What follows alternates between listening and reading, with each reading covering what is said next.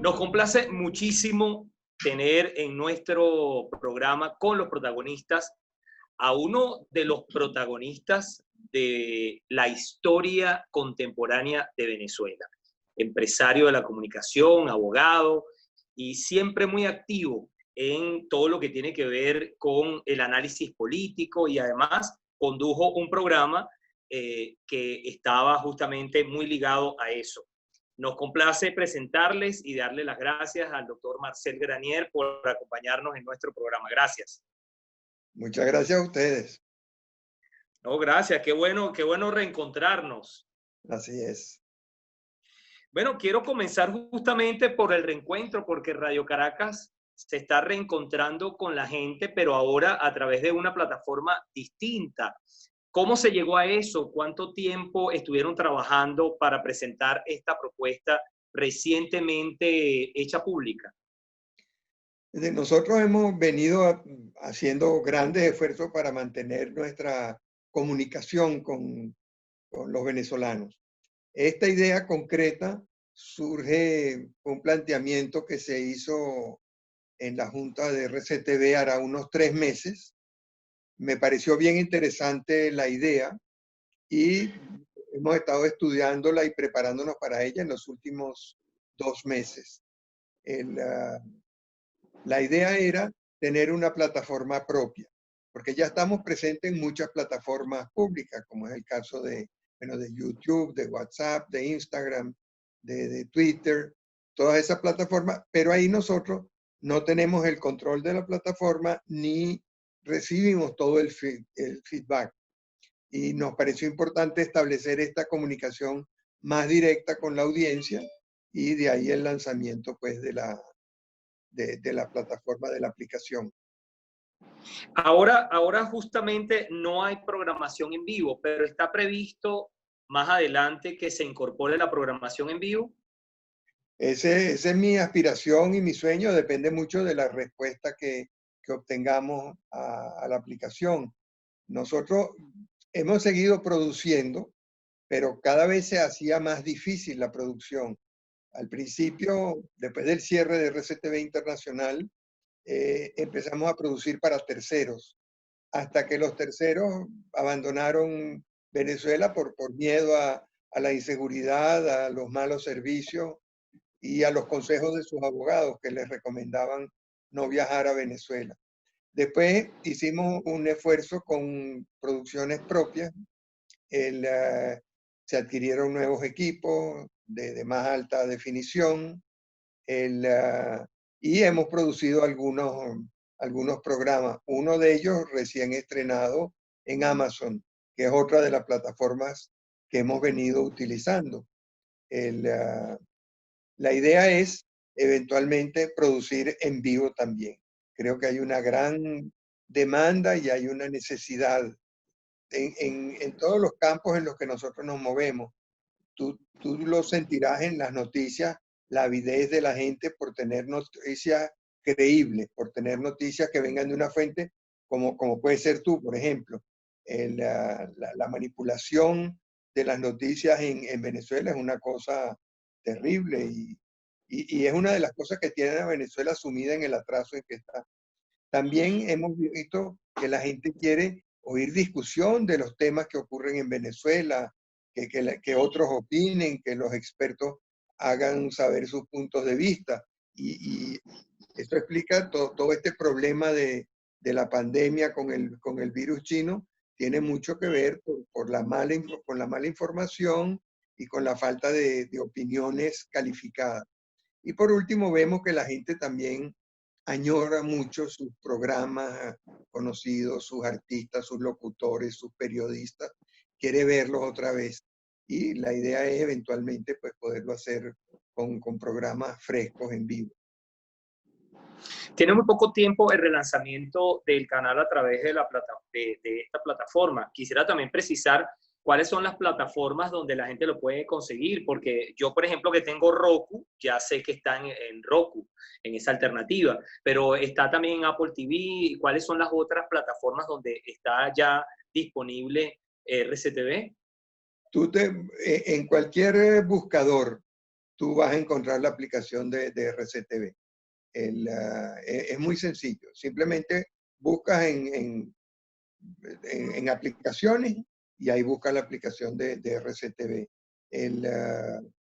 Y hemos tenido bastante éxito, te digo. O sea, el primer Eso le iba, día, perdón que le interrumpa, eso le iba a preguntar, si han podido, obviamente el lanzamiento hace muy poco, pero ya han podido evaluar, a pesar de bueno, que el lanzamiento se hizo de forma muy modesta, no con una campaña publicitaria importante, imagino que por los recursos, pero ¿cuál ha sido la aceptación de estos primeros pasos?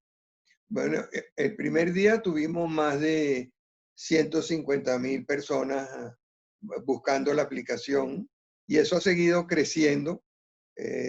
No, estoy esperando por los resultados de la semana pasada, ya la semana completa. En cuanto los tenga, te los doy. Pero sí hemos visto que hay un crecimiento muy grande. Incluso hemos sido trending topic. Y hay, que es lo que más me gusta, mucha participación de la audiencia, que es lo que nos faltaba. Gente que nos dice, mire, vi tal cosa, pero me gustaría ver tal otra. Y ahí hemos tenido limitaciones, por supuesto. La idea es incorporar en esta primera fase 5,000 horas de programación, pero tenemos disponible 6 veces eso. Tenemos disponible más de 30,000 horas. La gente también nos sugiere, vi Expedición, pero me gustaría ver tal o cual capítulo. No hemos podido incorporar todavía, sino muy poco. La última vez que lo vi teníamos solo 3 programas. Y así con todos los programas vemos que recibimos muchas sugerencias de la gente en cuanto a lo que les gustaría ver. Ya, para la gente, Radio Caracas se ha convertido en un símbolo de resistencia, porque han resistido, no se han rendido, y me incluyo, porque formé parte de la familia de RCTV, y es admirable que se insiste, se persiste, y no se rinden ante, se meten por aquí, cierran una ventana, buscan la puerta, cierran la puerta, buscan el callejón. Usted siente que de verdad Radio Caracas es ese símbolo de resistencia que mucha gente lo reconoce así. Bueno, tú eres Radio Caracas. Y así lo sentimos nosotros. Y tú sabes que Yo así somos. también. Tú sabes que así somos. Siempre, siempre conscientes de lo que el público quiere, de lo que la gente aspira, de lo que la gente sabe que somos. Una de las grandes ventajas que tiene el trabajar en Radio Caracas es que sabemos quiénes somos, sabemos cuáles son nuestros valores. O sea, nadie en Radio Caracas desconoce los valores de Radio Caracas, sabe cómo son. Eso lo transmitíamos no solamente en el trabajo, lo transmitíamos también en la academia, en donde pues, llegamos a tener 7,000 alumnos en el último año. Yo creo que esa es la esencia de RCTV. Mira, yo te cuento un par de anécdotas muy ilustrativas. Cuando se iba a hacer la primera transmisión de Radio Caracas Radio, la señal se cayó. Te estoy hablando de 1930. Imagínate tú, Wow. prácticamente, o sea, una Venezuela todavía rural, muy primitiva, ¿no? Se cayó la señal. Y el técnico, en la preocupación y la angustia del momento, ¿qué se le ocurrió? Conectar un cable a un alambre de púa que había, porque era una transmisión remota. Se conectó con un alambre de púa y se reconectó al final otra vez con el cable original. Otro ejemplo, en la transmisión del viaje del hombre a la luna, que es una de las transmisiones más emocionantes que hemos hecho, no había forma de transmitirlo. O sea, Venezuela no tenía acceso a los satélites. Bueno, a Radio Caracas se le ocurrió buscar una estación rastreadora telefónica, llevarla a Venezuela, que era un proceso complicadísimo. Vino en barco. Cuando llegó a Venezuela, la señal del satélite del Atlántico se cayó. Entonces hubo que buscar otra señal. La señal más cercana era la del Pacífico, pero la del Pacífico solo llegaba a La Guajira. Y tuvo que llevar la rastreadora a La Guajira por los problemas del calor y la humedad que hay allá.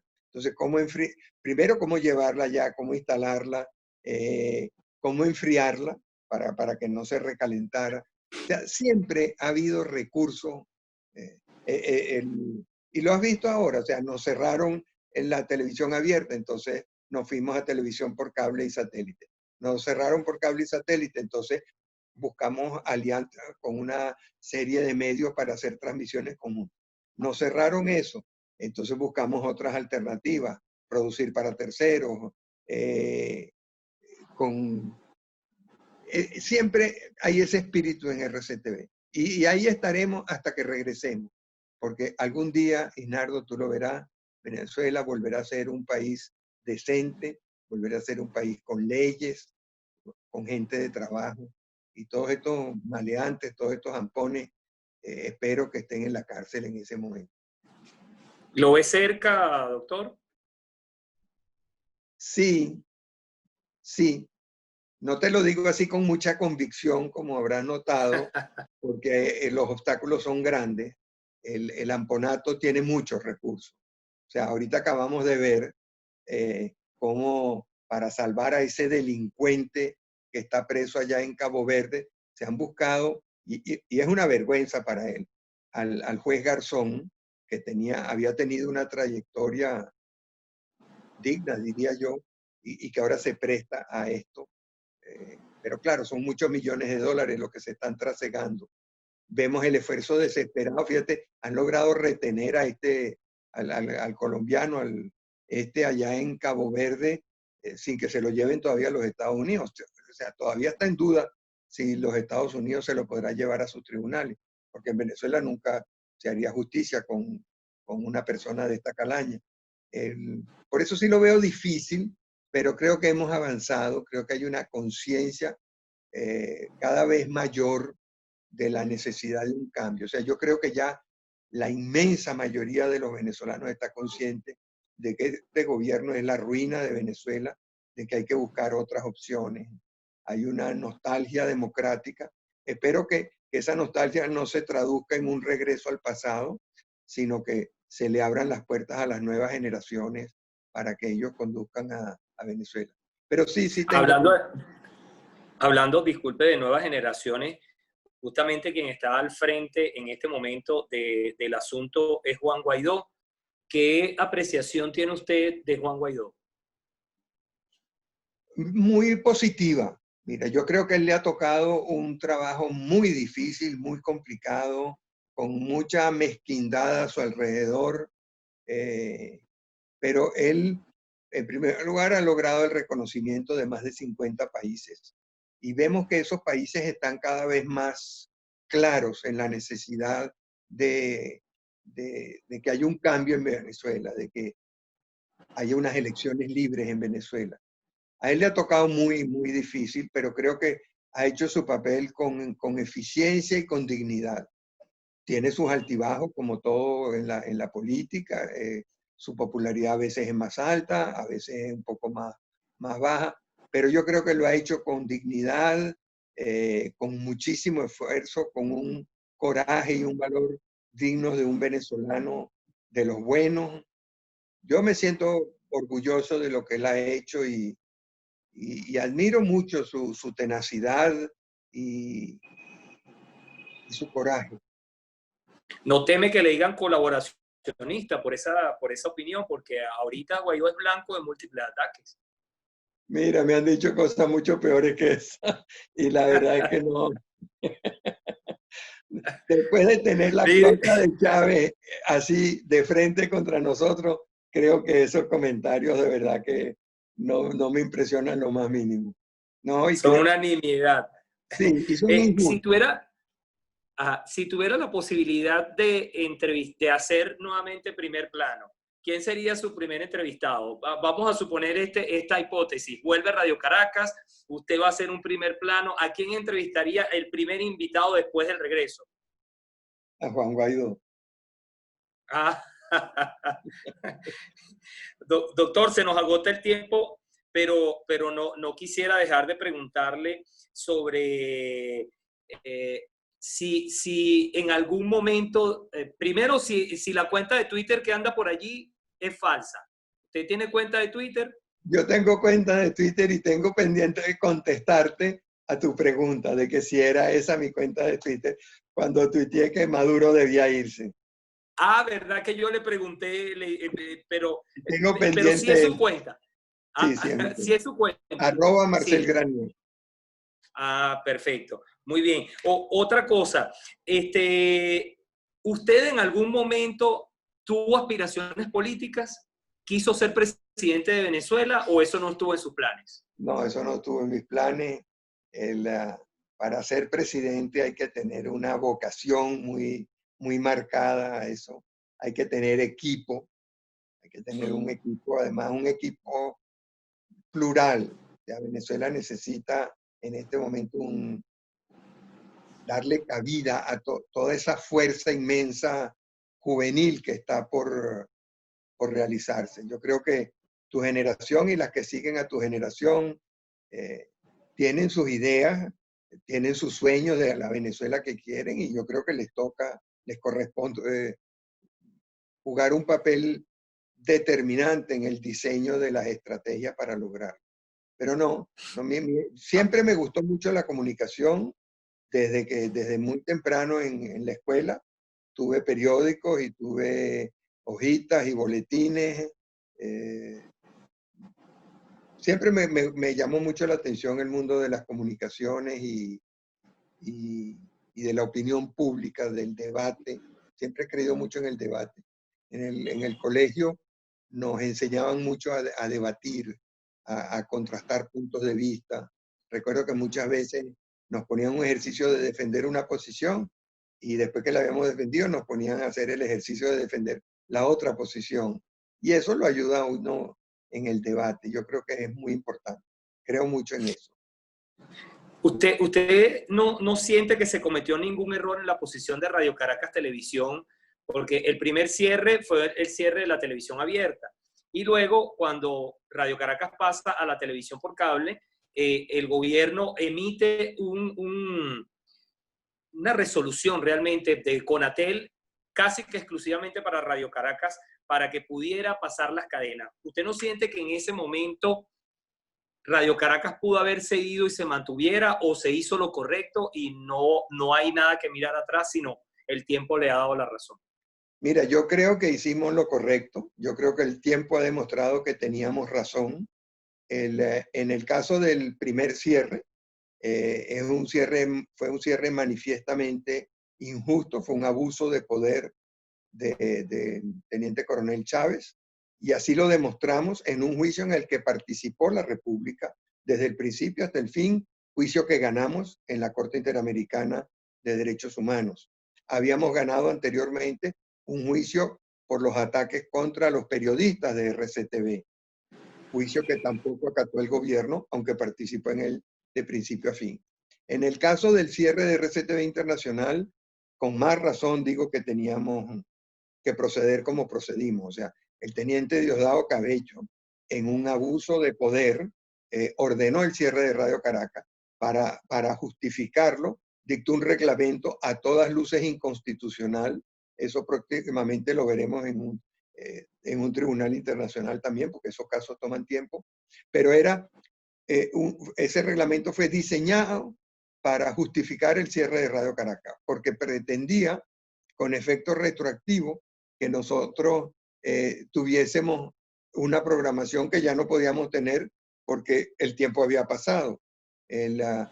Nunca presentó la resolución abiertamente y para ello contó con la complicidad de DirecTV y de Telefónica Española, que sin tener ninguna resolución firme del gobierno, sin oír los planteamientos de Radio Caracas Televisión, cerraron el canal.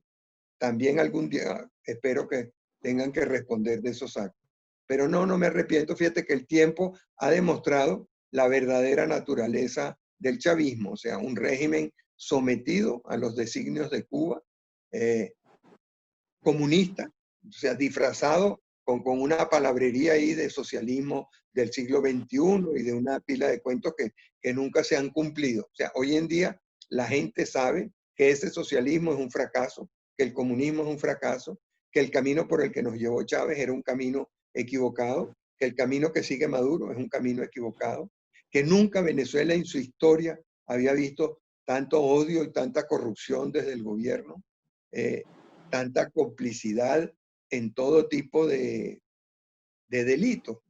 O sea, cuando uno ve al supuesto ministro de la defensa de Maduro declarar como si él fuera el jefe de un partido político, uno dice, ¿qué es esto? ¿A dónde han traído a nuestro país? Cuando uno ve la familia presidencial llena de presos por tráfico de drogas, cuando uno ve el enriquecimiento grotesco y súbito de una serie de personajes ligados al gobierno, uno sabe que Venezuela pues iba por mal camino y por eso está como está. Siempre recuerdo algunos exministros de Chávez, después de que fueron execrados por Maduro, declarar cómo se habían perdido más de 300.000 millones de dólares. Imagínate lo que eso haría falta hoy en día en todos estos sistemas de cambio preferencial de divisas. Y han salido varios casos.